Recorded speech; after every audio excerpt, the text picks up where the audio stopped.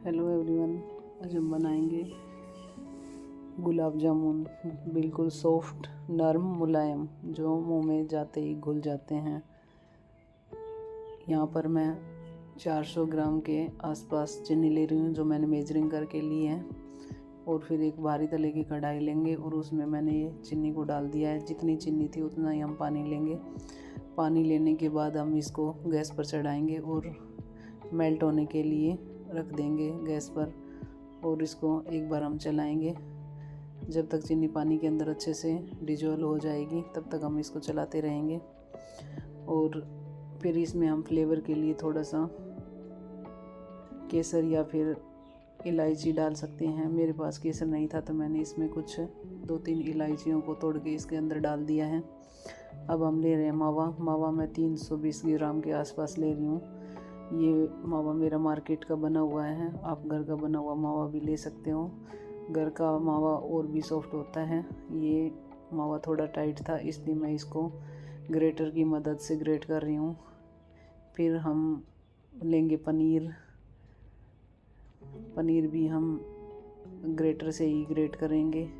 पहले मैं मावा को ग्रेट कर रही हूँ, इसके बाद मैं 100 ग्राम के आसपास पनीर लूँगी। ये भी मैंने मेजर करके ही लिया था। 100 या 110 ग्राम के आसपास मेरा ये पनीर है। पनीर की क्वांटिटी आप थोड़ी बहुत बढ़ा या घटा सकते हो। फिर मैंने ये भी एक ग्रेटर से ग्रेट कर लिया और इसको हम अच्छे से मसल कर बिल्कुल ही सॉफ्ट कर लेंगे। फिर हम इसको मावा में मिक्स करेंगे। ये इस तरह से मैंने इसको ग्रेट कर लिया है ग्रेटर की मदद से। अब हम हथेली की सहायता से हाथ के पीछे का जो हिस्सा होता है उससे मसल कर बिल्कुल ही सॉफ्ट करेंगे। इसमें से अब थोड़ा सा जैसे कि घी रिलीज होगा, जो हमें चिकना चिकना महसूस होने लगेगा। अब हम इसको मावे के अंदर मिक्स करेंगे। मावे में अच्छे से इसको मिक्स करने के बाद मैं 75 ग्राम के आसपास मैदा लूँगी और इसको भी हम इसमें मिक्स करेंगे। ये बीच में मैं आपको चाशनी दिखा रही हूँ। चाशनी हमें शहद जैसी बनानी है, जो चिपचिपी हो। इसमें कोई तारिया की ज़रूरत नहीं है। फिर मैंने इसमें इलायची डाल दी है। इलायची डालने के बाद हम इसको रख देंगे। अब मेरी ये चाशनी पककर बिल्कुल तैयार हो गई है। हम इसको ढक कर रख देंगे ताकि थोड़ी सी गर्म ही रहे चाशनी, जब तक मेरे गुलाब जामुन बनेंगे। ये अब मेरी उंगलियों में ये चिपक रही है, इस चिपचिपा सा हो रहा है, तो इसका मतलब हमारी चाशनी बिल्कुल तैयार है। अब मैंने गैस को बंद कर दिया है और मैं 75 ग्राम के आसपास मैदा लूँगी और जो हमने डो बनाया था पनीर और मावे का, उसमें हम इसको थोड़ा थोड़ा डाल के मिक्स करते जाएंगे और एक अच्छा सा डो तैयार करेंगे। अब मैं इसको अच्छे से मसल कर इस मिक्सचर में मिलाती जाऊंगी। इस तरह से मैंने सारी मैदा को डाल के इसके अंदर मिक्स कर लिया है। फिर हम इसका एक फिलिंग के लिए भी कुछ इसके अंदर तैयार करेंगे। गुलाब जामुन के अंदर इस तरह से हमारा डो तैयार हो गया है।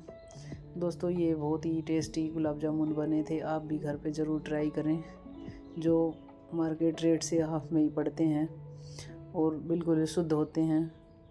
अब यहाँ पर मैंने थोड़ा सा मावा और लिया है और मैंने बादाम और काजू को क्रश कर लिया था और क्रश करने के बाद मैं इस मावे के अंदर इसको मिक्स कर रही हूँ। और फ्लेवर के लिए आप इसमें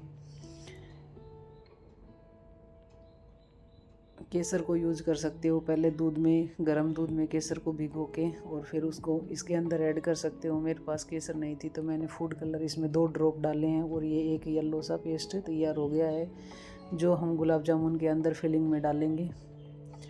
इस तरह से मेरा ये डो बिल्कुल रेडी हो गया था गुलाब जामुन बनाने के लिए। अब हम छोटे छोटे पोर्शन में हम छोटी छोटी गोलियों को बनाएंगे। हम गुलाब जामुन अपनी पसंद के अनुसार बड़े छोटे जैसे भी बना सकते हैं। अब मैंने राउंड शेप में एक गुलाब जामुन के डो को लिया और इसके अंदर अब हम फिलिंग के लिए जो येलो बाइंडिंग बनाई थी हमने, वो इसके अंदर फिल करेंगे। इस तरह से मैं इनको एक एक करके सभी को फिलिंग करती जाऊंगी और गोल घुमाती जाऊंगी। इनमें कोई क्रैक नहीं होना चाहिए। क्रैक होंगे तो ये तेल में जाके फट जाएंगे। आप गुलाब जामुन को तेल या घी के साथ किसी के साथ भी बना सकते हो। अब मैंने रिफाइंड ऑयल ले लिया है और कढ़ाई में डाल दिया है। अब ये तेल ना तो ज़्यादा गर्म होना चाहिए ना ही ज़्यादा ठंडा। इस तरह से मैं गुलाब जामुन को तेल में फ्राई करती जाऊंगी।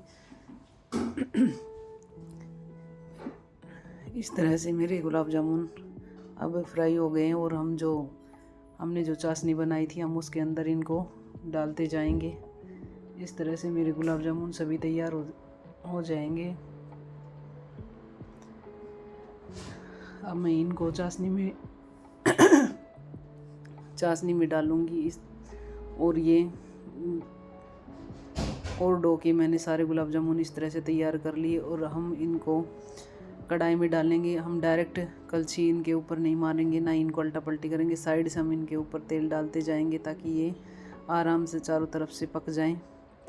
इस तरह से मेरे सारे गुलाब जामुन तैयार हो गए और मैंने इनको डायरेक्ट चाशनी में डाल दिया, जो फूल के डबल हो गए, जो खाने में बेहद टेस्टी और स्वादिष्ट बने थे। इनके अंदर तक चाशनी बहुत ही अच्छे से डिप हो गई, बिल्कुल अच्छे से चली गई। अब मैं आपको एक गुलाब जामुन तोड़ के भी दिखाऊंगी। इस तरह मैंने कुछ कटे हुए नट्स और सिल्वर फॉइल से इनको डेकोरेट किया।